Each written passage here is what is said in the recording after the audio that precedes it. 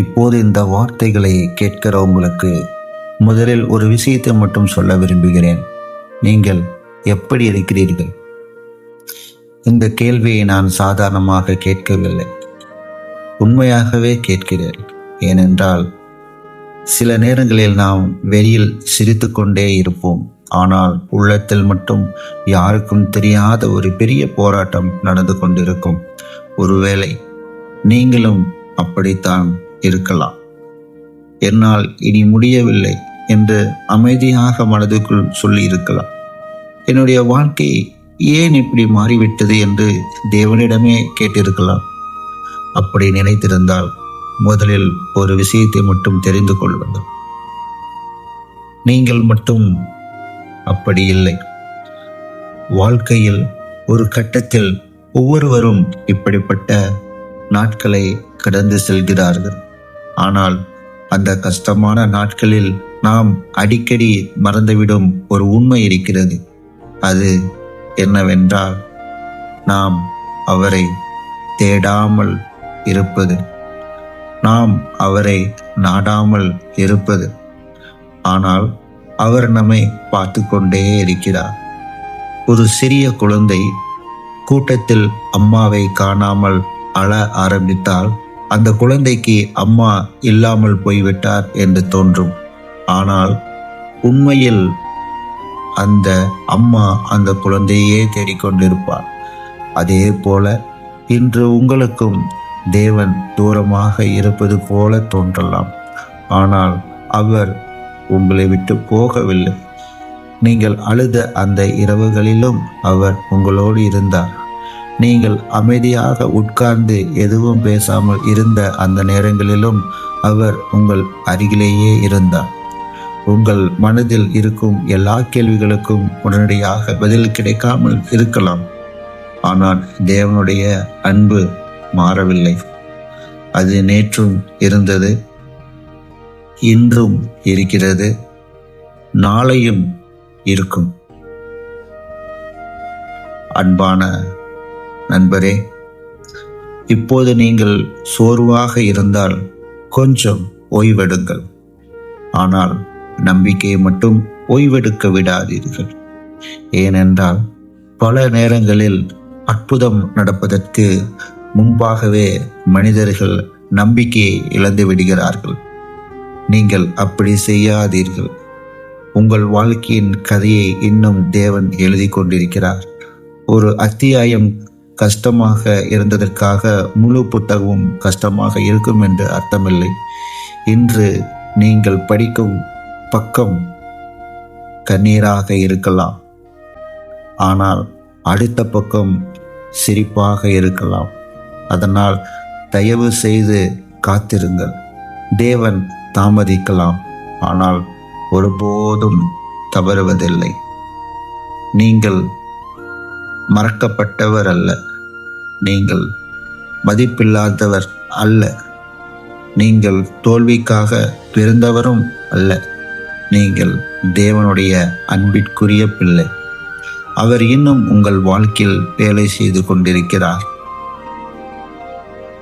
இன்று அது தெரியாமல் இருக்கலாம், ஆனால் ஒரு நாள் திரும்பி பார்க்கும்போது அந்த கஷ்டமான நாட்களிலும் தேவன் என்னை தாங்கினார் என்று நீங்கள் நிச்சயமாக சொல்வீர்கள். அதுவரை அவருடைய கையை விட்டுவிடாதீர்கள். அவர் உங்கள் கையை ஏற்கனவே பிடித்திருக்கிறார். இன்னொரு விஷயத்தை உங்களிடம் பகிர்ந்து கொள்ள விரும்புகிறேன். சில நேரங்களில் நம் வாழ்க்கையில் நடக்கும் விஷயங்களை நம்மால் புரிந்து கொள்ள முடியாது. நாம் யாருக்கும் தீங்கு செய்யவில்லை. என்னால் முடிந்த அளவுக்கு நேர்மையாகத்தான் வாழ்ந்தேன். தேவனை நம்பித்தானே இருக்கிறேன். அப்படி இருக்க ஏன் என் வாழ்க்கையில் இவ்வளவு பெரிய கஷ்டம்? இந்த கேள்வி உங்கள் மனதிலும் வந்திருக்கலாம். அப்படி வந்திருந்தால் அதற்காக உங்களை நீங்களே குற்றவாளியாக நினைக்க வேண்டாம். வேதாகமத்தில் இருந்த பல தேவனுடைய பிள்ளைகளும் இதே கேள்வியை கேட்டிருக்கிறார்கள். அவர்கள் தேவனை வெறுத்ததால் அல்ல, அவர்களும் மனிதர்கள்தான். அவர்களுக்கும் கண்ணீர் இருந்தது, அவர்களுக்கும் பயம் இருந்தது. அவர்களுக்கும் புரியாத நாட்கள் இருந்தன. ஒரு விஷயம் மட்டும் அவர்கள் செய்தார்கள். தேவனை விட்டு விலகாமல் இருந்தார்கள். அதுதான் அவர்களுடைய பலம். அன்பு நண்பரே, இப்போது உங்கள் வாழ்க்கை ஒரு இருட்டான சுரங்கப்பாதை போல தோன்றலாம். முன்னால் வெளிச்சம் தெரியாமல் இருக்கலாம். ஆனால் ஒரு சுரங்கப்பாதை என்றென்றும் நீடிக்காது. அதற்கும் ஒரு முடிவு இருக்கும். அதன் முடிவில் வெளிச்சம் கண்டிப்பாக இருக்கும். அதே போல உங்கள் வாழ்க்கையிலும் இந்த கஷ்டம் நிரந்தரம் அல்ல. இதுவும் கடந்து போகும். இன்று அதை நம்புவது கடினமாக இருக்கலாம். ஆனால் கடந்த காலத்தை கொஞ்சம் நினைத்து பாருங்கள். உங்கள் வாழ்க்கையில் முன்பும் பல கஷ்டங்கள் வந்திருக்கின்றன. அப்போது கூட இதிலிருந்து நான் எப்படி வெளியே வரப்போகிறேன் என்று நினைத்திருப்பீர்கள். ஆனால் இன்று நீங்கள் அந்த நாட்களை கடந்து வந்துவிட்டீர்கள். அப்படியானால் இன்றைய கஷ்டத்தையும் தேவன் உங்களை கடந்து நடத்த முடியும். அவர் முன்பும் உண்மையுள்ளவராக இருந்தார், இன்றும் உண்மையுள்ளவராக இருக்கிறார், நாளையும் மாற மாட்டார். ஒருவேளை நீங்கள் இப்போது மிகவும் சோர்வாக இருக்கலாம். உடலால் அல்ல, மனதால். அந்த சோர்வு மிகவும் கடினமானது. காலையில் எழுந்தவுடனேயே இன்று என்ன நடக்குமோ என்ற கவலை. இரவில் படுத்தாலும் தூக்கம் வராமல் சிந்தனை.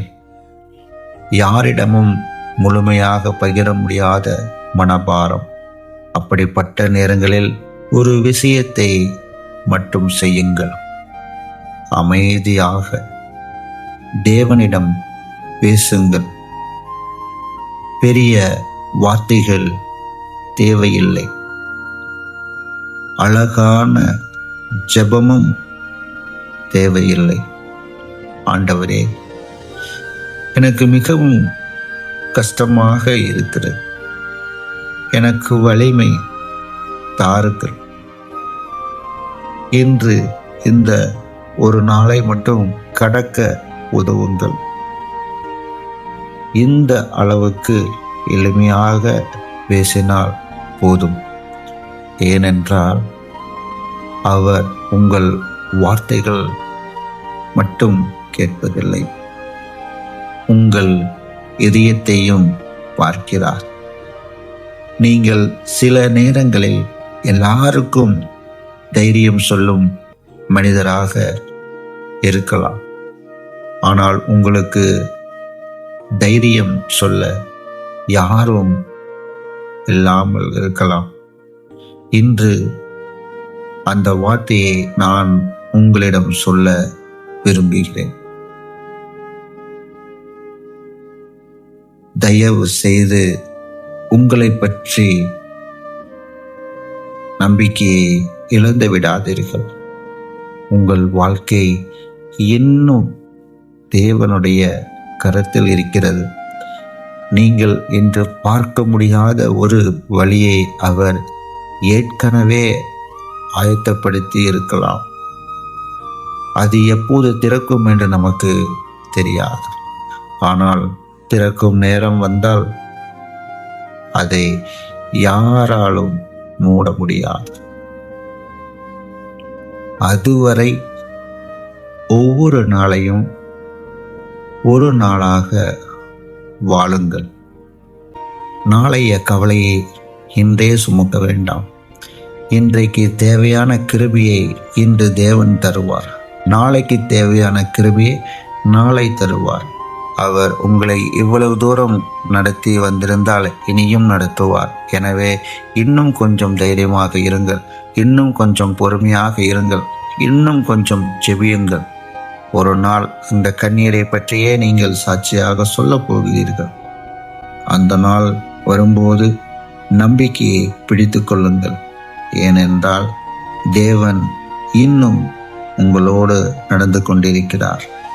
அவர் அமைதியாக இருக்கலாம், ஆனால் அவர் இல்லாமல் இல்லை. அவர் தாமதிக்கலாம், ஆனால் அவர் தவறுவதில்லை. உங்கள் வாழ்க்கையை அவர் இன்னும் அழகாக மாற்ற முடியும். அதை நம்புங்கள். அந்த நம்பிக்கையை மட்டும் விட்டுவிடாதீர்கள். இப்போது நான் உங்களிடம் ஒரு சிறிய விஷயத்தை பகிர விரும்புகிறேன். சில நேரங்களில் நம்முடைய வாழ்க்கையை மிக கடினமானது கஷ்டம் அல்ல, தேவன் அமைதியாக இருப்பது போல தோன்றுவதுதான். நாம் ஜெபிக்கிறோம், காத்திருக்கிறோம், மீண்டும் ஜெபிக்கிறோம், ஆனால் எதுவும் மாறாதது போல தெரிகிறது. அப்போது மனதில் ஒரு கேள்வி வரும், தேவனே, என் ஜெபத்தை நீங்கள் கேட்கிறீர்களா? அந்த கேள்வி வந்திருந்தால் தயவு செய்து உங்களை நீங்கள் குற்றம் சொல்ல வேண்டாம். அந்த கேள்வியை பல தேவனுடைய பிள்ளைகள் கேட்டிருக்கிறார்கள். ஆனால் ஒரு விஷயத்தை மட்டும் மறந்து விடாதீர்கள். தேவன் அமைதியாக இருப்பது அவர் உங்களை மறந்துவிட்டார் என்பதற்கான அடையாளம் அல்ல. சில நேரங்களில் ஒரு தாய் தன்னுடைய குழந்தை முதல் முறையாக நடக்கும்போது 2 அடிகள் பின்னால் நின்று பார்ப்பாள். அந்த குழந்தை அம்மா என்னை விட்டுவிட்டாரோ என்று தோன்றலாம்.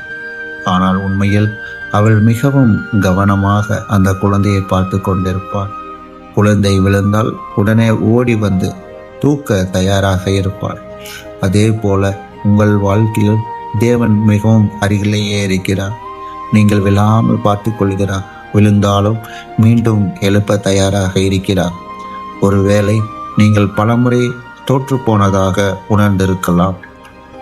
நான் இதை சரியாக செய்திருக்க வேண்டுமோ, அந்த முடிவை எடுத்திருக்க கூடாதோ, என்னால் தான் எல்லாம் இப்படி ஆகிவிட்டதோ, இப்படிப்பட்ட எண்ணங்கள் மனதை மிகவும் காயப்படுத்தும்.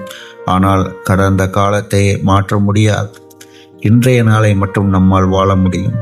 அதனால்தான் நேற்று நடந்த தவறுகளை நினைத்து உங்களை தண்டித்து கொண்டே இருக்காதீர்கள். தேவன் உங்களுக்கு இன்னொரு நாளை கொடுத்திருக்கிறார் என்றால் இன்னும் நம்பிக்கை இருக்குது என்பதுதான் அதன் அர்த்தம். இன்னும் உங்கள் வாழ்க்கைக்கு ஒரு நோக்கம் இருக்கிறது. இன்னும் அவர் உங்களை பயன்படுத்த விரும்புகிறார்.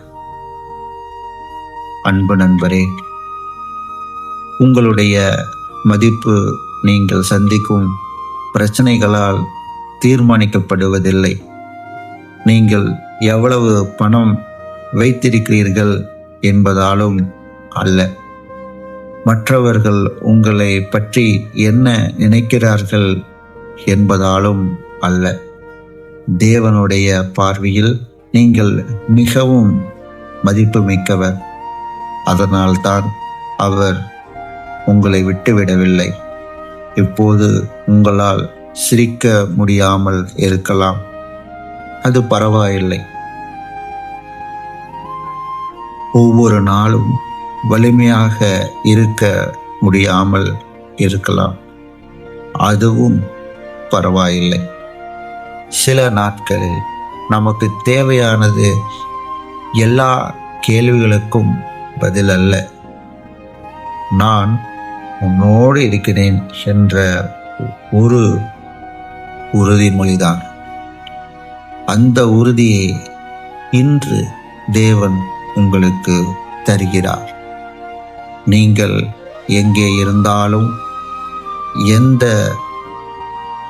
சூழ்நிலையில் இருந்தாலும் உங்கள் பெயரை அவர் அறிந்திருக்கிறார். உங்கள் கண்ணீரின் காரணத்தையும் அவர் அறிந்திருக்கிறார். நீங்கள் சொல்லாமல் மறைத்த வழியையும் அவர் அறிந்திருக்கிறார். அதனால் இனிமேல் தனியாக எல்லாவற்றையும் சுமக்க முயற்சிக்காதீர்கள். ஒவ்வொரு நாளும் கொஞ்ச நேரம் அமைதியாக அமருங்கள். ஆண்டவரே, இன்று நான் மிகவும் சோர்வாக இருக்கிறேன், என்னால் முடியவில்லை. ஆனால் நீங்கள் என்னோடு இருங்கள் என்று மட்டும் ஜெபித்துக் கொள்ளுங்கள். அந்த ஜெபத்தை அவர் நிச்சயமாக கேட்பார். என்று எல்லாம் மாறிவிடாமல் இருக்கலாம், ஆனால் உங்கள் இதயத்தில் அமைதி வர ஆரம்பிக்கும். அந்த அமைதிதான் புதிய நம்பிக்கையை உருவாக்கும். பிறகு அந்த நம்பிக்கை நாளைய நாளை எதிர்கொள்ள உங்களுக்கு தைரியம் கொடுக்கும். எனவே இன்னும் கொஞ்சம் பொறுமையாக இருங்கள், இன்னும் கொஞ்சம் நம்பிக்கையோடு இருங்கள், இன்னும் கொஞ்சம் தேவனுடைய கரத்தை பிடித்து கொள்ளுங்கள். ஏனென்றால் இந்த இரவு எவ்வளவு நீண்டதாக இருந்தாலும் அந்த விடியலை உங்களுக்காகவும் தேவன் ஆயத்தப்படுத்தி இருக்கிறார். அதுவரை நம்பிக்கையை மட்டும் விட்டுவிடாதீர்கள். கர்த்தர் உங்களை ஆசீர்வதித்து வழி நடத்துவார். ஆமென்.